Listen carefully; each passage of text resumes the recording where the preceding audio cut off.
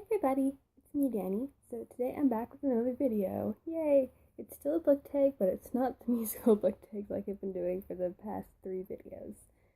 I'm sorry if you're not into musicals, but I love them. So find a way to make your two interests collide. No? Books and musicals. Why not? But anyways, today the book tag I'm going to be doing is the mid-year book freakout tag, which you can probably already tell by the title.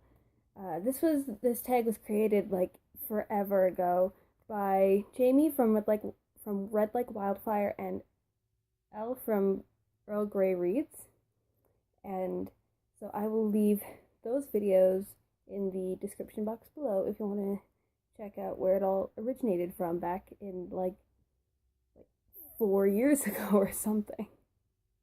But anyways, it's technically not the middle of the year yet, but it's the 6th month out of 12 months in the year. So I'm counting it as close enough, right? And, it's been bouncing around BookTube a lot these past couple weeks. I think, like, the past little while. So, anyways, let's hop right in then. So, question number 1. The best book that you've read in 2017. And for me, I went with The School for Good and Evil, The Last Ever After by Soman Chainani. It's also the biggest book I've read this year.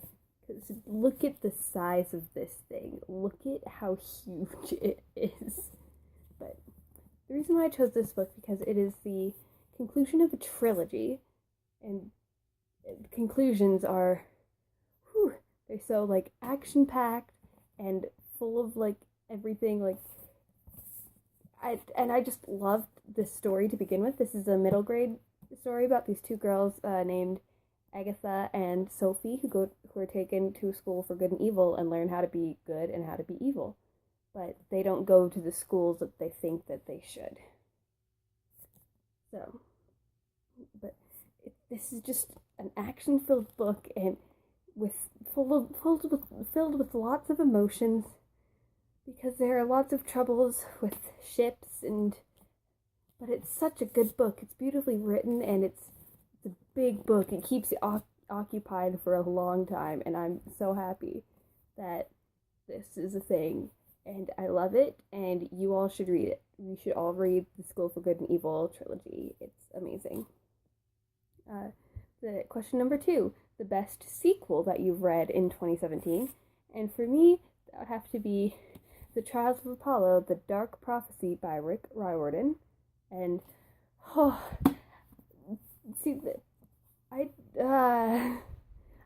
love this book so much. I just love Rick Riordan. I will buy literally any of his books that come out. I think we're only missing like one book in our house that he's written, and that is Percy Jackson's Greek Gods. No, I have Greek Heroes. Percy Jackson's Greek Heroes. I think that is the only Rick Riordan written thing we don't have in our house. Oops. But yeah, I love Apollo, and this one had a whole bunch of Leo and had a whole bunch of Cleo in it, and I wanted that Cleo because this is like the first time we have Cleo, because we didn't have that much Cleo in the Heroes of Olympus series, and I want more. I just want more of my precious little baby Leo.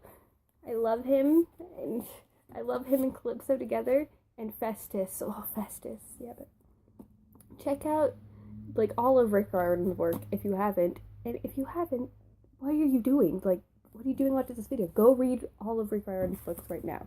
The next question is a new release that you haven't read quite yet, but you want to. And I don't have this book. I haven't gone out to the bookstore to get it yet. But for me, that would be Our Dark Duet by Victoria Schwab.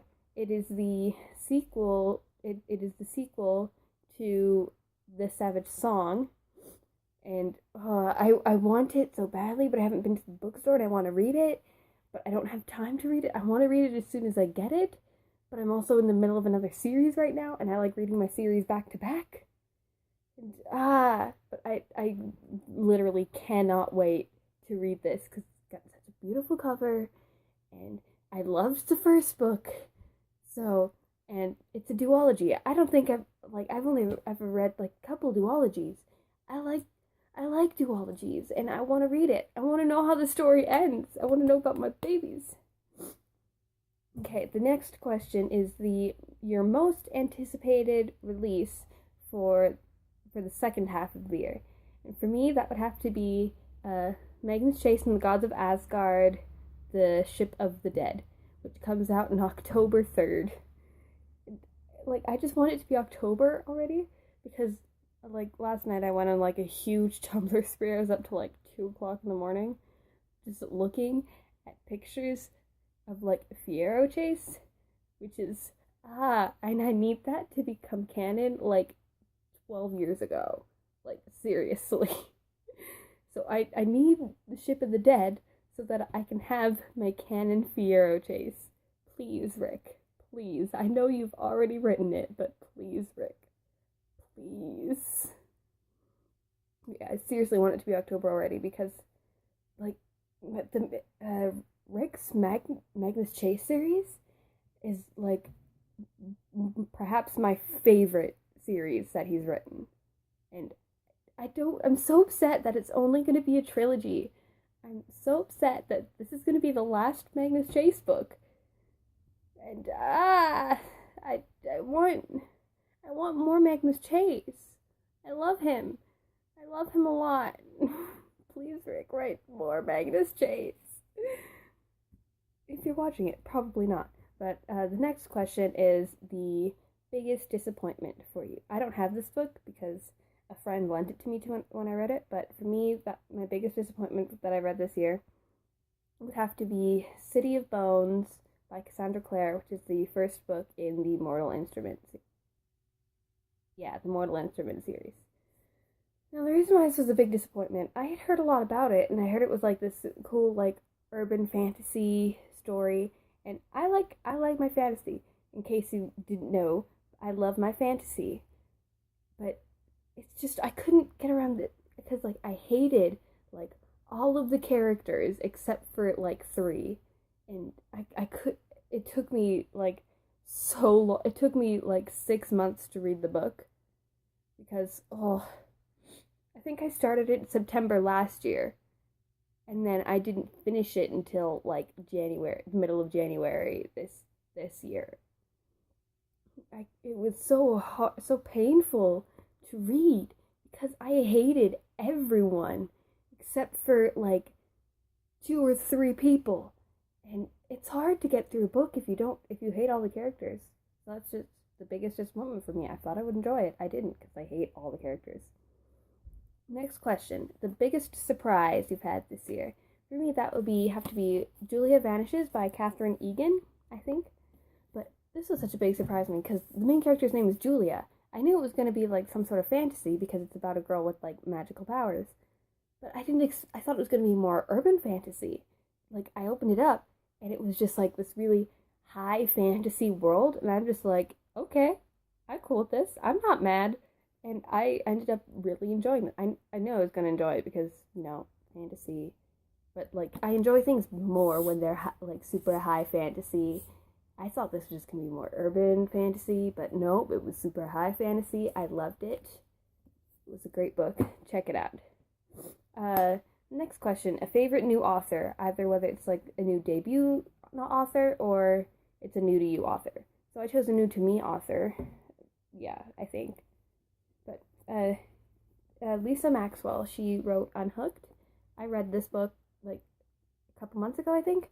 I thoroughly enjoyed it because it's a Peter Pan retelling, and I love my fairy tale retellings, and I really enjoyed this book. It's really good. She knows how to, like, hook you in. Ha ha ha. Jokes.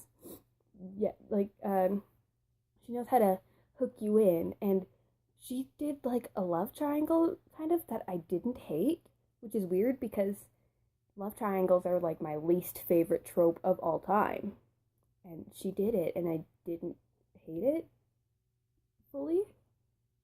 Because a lot of it, like, I thought it was just going to be like your average love triangle because it literally says so on the back, but it wasn't.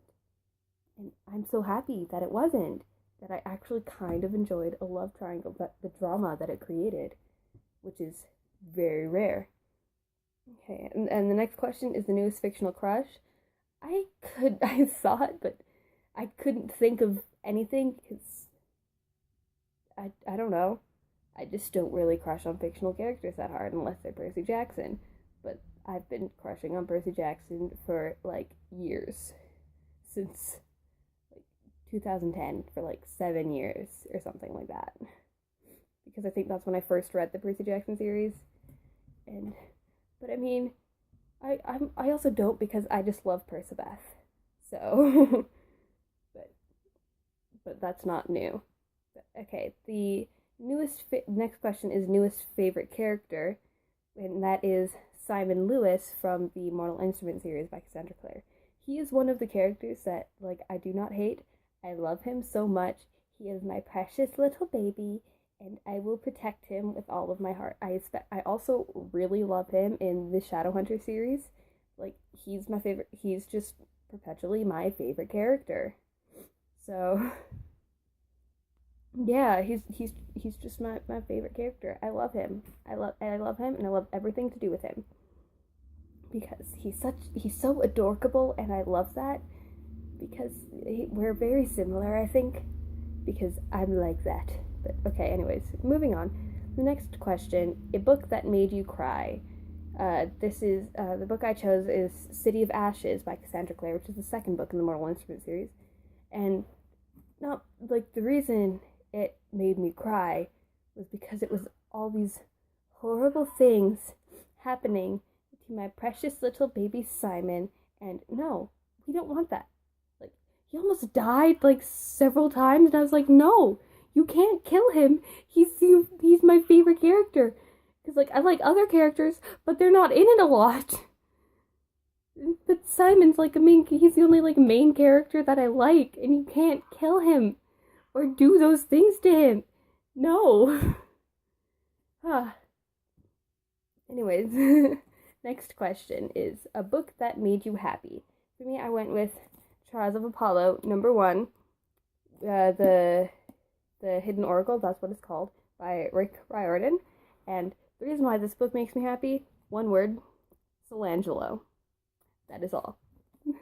No, but seriously, I love Solangelo so much, and I love Apollo, and I love Meg. I even dressed up as Meg for Halloween last year when this book came out.